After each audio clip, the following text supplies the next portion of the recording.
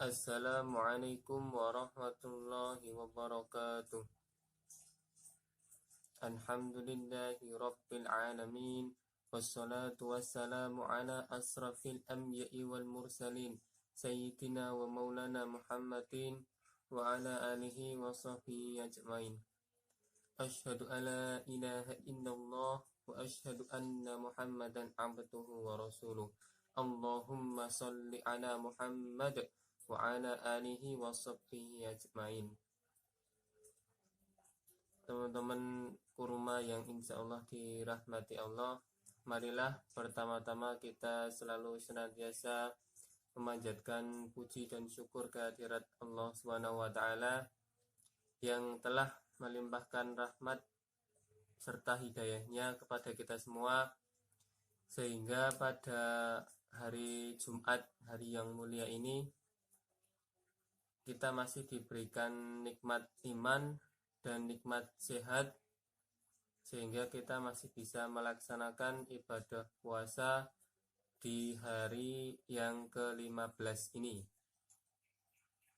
Yang kedua, sholawat serta salam marilah kita curahkan kepada junjungan kita Nabi besar Muhammad Sallallahu Alaihi Wasallam serta para keluarganya, para sahabat dan para tabi'in tabi'atnya.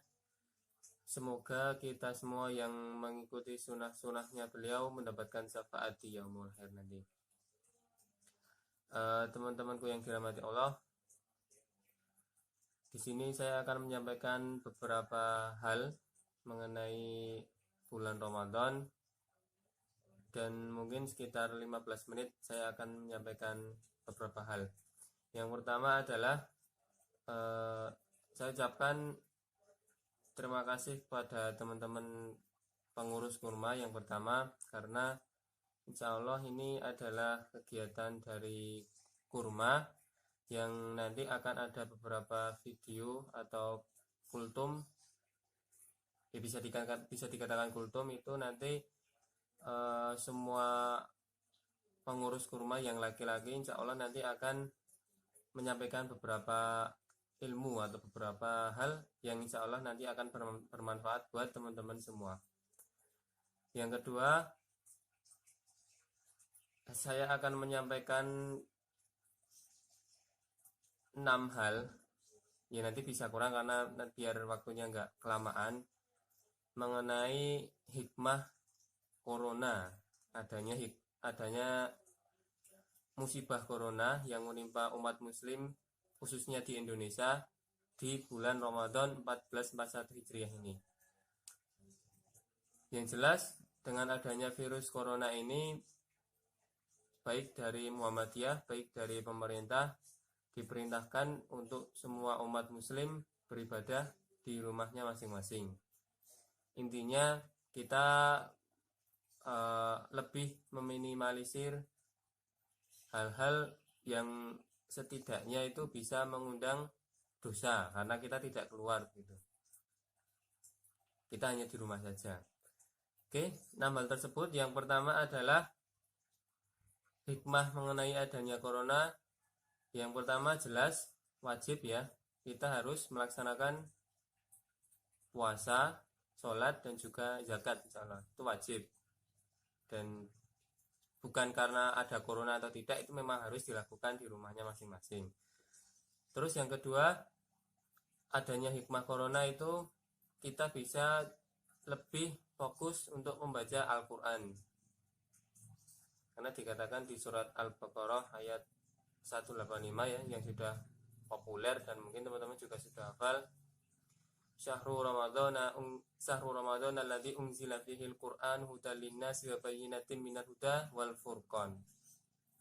Bulan Ramadan, bulan yang di dalamnya diturunkan Al-Qur'an sebagai petunjuk bagi manusia, sebagai petunjuk bagi kita ya, terutama umat muslim yang jelas, dan penjelasan mengenai petunjuk itu, dan pembeda antara hak dan yang batil, antara yang benar dan yang salah.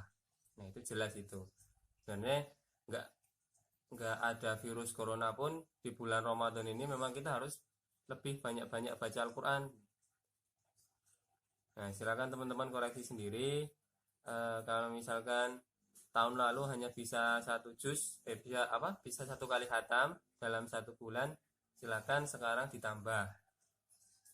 Ya nanti bisa 2 kali khatam atau 3 kali atau 10 kali. Ya semampunya teman-teman. Tapi yang jelas ini adalah salah satu strategi dengan adanya virus ini. Kita mungkin ya dalam satu sisi Allah itu untuk menginginkan kita semua untuk sering-sering baca Quran di rumahnya masing-masing. Gitu. Terus yang kedua, mencegah kita dari zina mata. Ya karena kita hanya ada di rumah. Kalau kita di rumah kan nggak melihat hal-hal yang mengundang zina mata. Karena ya yang kita lihat hanya keluarga kita sendiri kalau sudah yang berkeluarga, atau bapak ibu kita atau simbah kita di situ. Ini ada sebuah kisah diriwayatkan Ibnu Madai dari Ali bin Abi Thalib radhiyallahu anhu, bahwasanya ada seorang laki pada masa Rasulullah dulu itu sedang berjalan di lorong kota Madinah. Sedang berjalan di seperti lorong lah, katakanlah lorong di kota Madinah. Kemudian laki-laki itu berpapasan dengan seorang perempuan. Jadi kita sedang berjalan sendiri dan tiba-tiba ada perempuan cantik lagi, misalnya cantik itu sama-sama berjalan dari arah berlawanan. Lalu kedua orang itu saling memandang gitu, dan tidak menyadari si laki-laki tersebut terus memandang wajahnya yang cantik itu tiba-tiba menabrak sebuah dinding. Nah ini, dan hidungnya pecah dan berdarah. Nah, mungkin kalau zaman sekarang lebih bahaya ya, nggak hanya dinding tapi bisa tiang listrik atau apa gitu ya di jalan-jalan itu. Lalu laki-laki tersebut mengatakan, aku tidak akan membasuh lukaku ini sebelum kutanyakan perihal apa yang telah terjadi padaku ini kepada Rasulullah SAW. Lalu bertemulah laki-laki tersebut dengan Rasulullah, dan jawaban Rasulullah adalah itu adalah hukuman dari dosamu. Lalu turunlah ayat Quran surat An-Nur surat ke-24 ayat 30 yang berbunyi, lil mu'minina yaghuddu min absarihim wa yahfadzu furujahum dzalika azka lahum innallaha khabirum bima yasnaun. Katakanlah kepada laki-laki yang beriman. Jadi ini khusus laki-laki gitu ya, meskipun di kasus itu, jadi itu yang saya ceritakan tadi adalah asbabul nuzulnya ya teman-teman. Asbabul nuzul dari Quran surat An-Nur surat ke-24 ayat 30 ini yang berbunyi tadi, katakanlah kepada laki-laki yang beriman. Jadi meskipun asbabul nuzulnya itu ada dua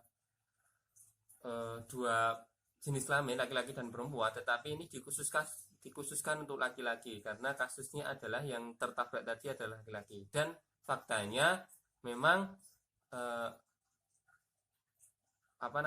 laki-laki itu cenderung lebih ke kelemahannya ada di mata. Makanya bagi perempuan akan lebih baik dan menyelamatkan teman-teman yang akhwat untuk menutup auratnya dengan baik, itu ya teman-teman. Nah, katakanlah kepada laki-laki yang beriman, ulil mu'minina yaghuddu min absarihim, jagalah mereka dari pandangan mereka dari yang tidak halal baginya, dan jagalah kemaluannya. Demikian itu adalah yang terbaik bagi mereka. Sungguh Allah mengetahui apa yang mereka perbuat. Kullil mu'minina yaghuddu min absarihim wa yahfadzu furujahum dzalika azka lahum innallaha khabirum bima yasnaun. Jadi itu surat An-Nur 24 ayat 30, surat ke-24 ayat 30, dengan mungkin sekitar 2 baris ya teman-teman, sekitar 2 baris, jadi nggak terlalu panjang. Nah silahkan bisa teman-teman resapi apa yang terjadi dengan pemuda tersebut. Nah itu bahaya nanti kalau misalkan teman-teman nggak meresapi itu dan di jalan misalkan tiba-tiba melihat atau berpapasan dengan perempuan yang ditaksir di kampusnya masing-masing, wah bahaya itu. Atau ditaksir di tempat kerjaannya masing-masing, pas lagi naik motor tiba-tiba berpapasan atau gimana mungkin, atau bersebelahan dan mandang terlalu lama, bisa-bisa enggak hanya dinding yang ditabrak, bisa tiang listrik, bisa membahayakan orang lain gitu. Terus yang ketiga, hikmah adanya virus corona ini untuk yang akhwat terutama itu bisa lebih menjaga, bukan menjaga ya, bisa lebih mengurangi dosa dari tidak berpakaian yang baik. Nah ini khususnya untuk yang akhwat dan terus yang laki-laki juga sebenarnya, tapi untuk yang merupakan aurat itu lebih umumnya ke akhwat gitu ya. Dimana adanya virus ini, karena kita disuruh di rumah, maka kita tidak keluar-keluar gitu. Jadi kalau misalkan teman-teman ada yang belum memakai pakaian yang baik, belum berjilbab atau belum, ya pokoknya yang belum baik lah, itu bisa lebih mengurangi dosa buat teman-teman semua. Nah ini jadi dan mungkin untuk zaman modern sekarang ini memang model pakaian yang baik itu mungkin relatif ya, dan kalau saya lihat itu lebih cenderung ke hal-hal indah, kalaupun yang sudah menutup gitu, yang ya mungkin ada yang kasarannya hanya sekedar pakai jilbab dan mungkin kurang bagus penutup jilbabnya, yang penting indahnya gitu ya, yang penting bagusnya. Ya sebenarnya berpakaian bagus itu boleh ya, indah itu boleh, karena memang fitrahnya perempuan itu suka yang indah-indah gitu, suka yang cantik, suka yang baik-baik. Dan ya kalau berpakaian pasti agak jelimet lah, apalagi kalau milih pakaian itu pasti banyak dipilih dengan seksama begitu. Nggak beda dengan laki-laki, kalau laki-laki lebih cenderung apa adanya itu ya kalau dalam berpakaian, meskipun ya tetap ada sisi ingin berpakaian berpenampilan yang bagus gitu. Nah teman-teman semua, untuk hal itu akan saya sampaikan 4 hal bagi perempuan, bagi akhwat, cara berpakaian yang baik. Jadi ada 4 hal ya teman-teman, dari akhwat buat teman-teman kurma terutama, dan juga adik-adik dari teman-teman kurma di remaja masjidnya masing-masing. Silahkan sampaikan 4 hal ini dan tularkan apa kebiasaan teman-teman semua. Saya yakin teman-teman semua di kurma ini sudah cukup bagus dalam berpakaian, sudah pakai kaos kaki, sudah memakai gamis yang bagus, ya pokoknya lumayan lah. Jadi silakan nanti tularkan. Yang pertama adalah cara berpakaian yang baik. Yang pertama harus menutup aurat, jelas gitu ya. Auratnya perempuan dari yang kelihatan hanya wajah dan telapak tangan. Jadi nanti bisa teman-teman kalau bepergian itu pakai bisa hand sock itu, terus pakai jilbab yang lebar menutupi dada, dan pakai gamis yang menutup aurat seluruhnya. Pakai kaos kaki bagus, juga bagus. Tapi kalau misalkan hanya keluar rumah, mau ngapain, mau nyapu di luar rumah, ya kalau tidak pun ya saya rasa ya tidak begitu masalah, yang penting kalau keluar saja. Tapi ya kalau teman-teman punya keteguhan untuk memakai setiap keluar rumah, ya bagus itu. Yang pertama harus menutup aurat ya teman-teman. Yang kedua, tidak memperlihatkan lekuk tubuh. Nah, kalau yang pertama sudah dilaksanakan menutup aurat, ya teman-teman tidak boleh memakai pakaian yang ketat gitu kasarnya. Atau kalau bahasanya orang-orang teman-teman saya itu kayak gitar Spanyol gitu. Jadi kelihatan badannya dengan lekuk-lekuk seperti gini gitu. Itu juga nggak boleh teman-teman semua. Dan saya rasa sekarang cukup banyak yang pakai seperti itu ya. Ya saya tidak menjudge atau menuduh teman-teman yang pakai, orang-orang yang pakai itu. Hanya saja kalau saya beranggapan itu kurang sempurna dan lebih baik untuk menjadi muslim yang sejati, muslimah sejati itu teman-teman harus memakai pakaian yang syar'i dan tidak memperlihatkan lekuk tubuh. Ya, carilah gamis yang lebar, gamis yang ya tidak ketat lah kasarannya. Terus yang ketiga, ciri-ciri perempuan yang berpakaian baik, pantas. Nah, ini juga penting. Selain syar'i, selain tidak memperlihatkan lekuk tubuh, kepantasan teman-teman memakai pakaian itu juga penting. Misalkan mau ke masjid, harus pantas kita pakai itu. Kalau kita di rumah, monggo silakan hanya pakai kaos pendek itu, asal nggak kelihatan orang ya silakan monggo. Itu kan termasuk bagian dari kepantasan. Tetapi kalau kita keluar, kita harus mengikuti dua syarat itu. Gitu. Yang pertama adalah syar'i, menutup aurat. Yang kedua tidak memperlihatkan lekuk tubuh. Yang terakhir, yang keempat itu baru indah. Nah itu boleh teman-teman. Silakan mau pakai yang harga 300-an ke atas punya Felix Xiao itu hijab alila itu bagus-bagus semua.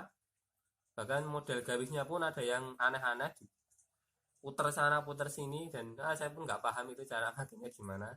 Yang jelas setahu saya itu harganya mahal dan bagus itu. Tapi mungkin kalau teman-teman kan, terutama yang penjual gamis dan jilbab, nah ini di sini ada Mbak Rahma dan Mbak Lina, ada siapa lagi yang jualan gamis dan jilbab, itu pasti tahu ya model-model yang diputar sana diputar sini, terus pakai jilbabnya di aneh-aneh gitu. Nah itu boleh teman-teman. Jadi jangan salah, boleh kita memakai yang hal-hal yang indah itu.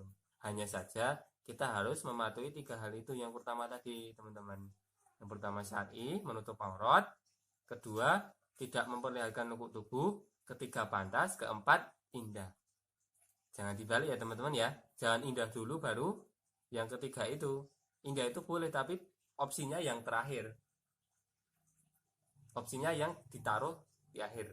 Nah, silakan teman-teman, kan di sini ada banyak ya yang sudah memakai syar'i, bagian syar'i. Silakan tularkan itu semua kepada teman-teman remaja masjidnya masing-masing. Karena saya lihat mungkin ada yang pakai celana jeans mungkin, atau ada yang pakai kaos lengan panjang tapi agak ketat, mohon maaf ya. Ya saya tidak menjudge mereka itu salah benar gitu ya, enggak ya. Cuma kan memang ada baiknya itu memakai pakaian yang syar'i gitu, supaya dia ketahuan muslimahnya gitu loh, pembeda gitu loh, dia seorang muslim. Kalau kita hanya berpakaian celana panjang misalnya perempuan gitu ya, berpakaian celana panjang terus pakai kaos yang panjang kan, dan jilbab yang kalau nggak pakai jilbab jelas kita nggak tahu dia muslim atau bukan. Kalau pakai yang jilbab hanya ya seala kadarnya itu kan kasarannya kok nggak seperti muslim sejati gitu. Nah silakan tularkan teman-teman semua itu pada teman-teman adik-adiknya semua. Jadilah murabbiyah, guru yang baik buat adik-adiknya ya teman-teman ya. Ini pesan saya buat teman-teman akhwat kurma, agar menyampaikan hal-hal mengenai berpakaian. Tidak masalah kita dikatakan misalnya sok suci ya. Memang dari sisi perempuan itu yang bisa kita lihat adalah cara berpakaiannya gitu. Kalau cara berpakaian sudah baik, insya Allah itu berarti tanda-tanda keimanan, kehati-hatian, agar tidak menambah dosa buat diri saya misalkan, atau diri ukti semua yang yang merasa berkata itu gitu. Jadi itu adalah satu awal yang bagus, karena kehati-hatian teman-teman akhwat itu, teman-teman yang putri, yang akhwat, untuk menjaga kehati-hatian dalam menjaga kemaluannya, terutama dalam hal berpakaian. Nanti kalau misalkan sok suci ya tidak masalah, daripada sok nggak baik gitu, ngaku-ngaku sudah sholat, ngaku-ngaku sudah puasa, tapi keluar rumah nggak berjilbab, nggak, dan kan bisa bisa dipertanyakan itu sholatnya seperti apa. Ya intinya adalah itu untuk yang perempuan. Yang pertama adalah berpakaian yang baik gitu. Dan itu kalau dijabarkan lagi masih ada banyak. Ada sebuah hadis yang mengatakan ada 4 hal yang dimana perempuan itu bisa memilih surga dari pintu manapun. Dari surga itu kan banyak pintu, satu pintu apa gitu. Bisa memilih dari pintu manapun untuk masuk surga karena melakukan 4 hal. Yang pertama adalah menutup aurat. Pertama sholat, puasa, menutup aurat, dan berbakti kepada suami. Itu kalau yang sudah punya istri. Dulu saya juga milih istri juga yang bisa kita lihatkan cara berpakaiannya. Kalau masalah imannya kan kita belum tahu. Yang penting kan itu. Jadi penting ya teman-teman buat cara berpakaian itu. Kalau sudah istiqomah ya insya Allah baik. Ya tadi 4 hal yang bisa menghantarkan teman-teman masuk surga dengan masuk ke pintu yang bisa teman-teman pilih. Sholat, tidak meninggalkan sholat wajib, berpuasa Ramadan wajib, menutup aurat dengan baik, dan yang keempat berbakti kepada suami. Atau kalau yang belum menikah ya berbakti sama orang tua lah misalnya.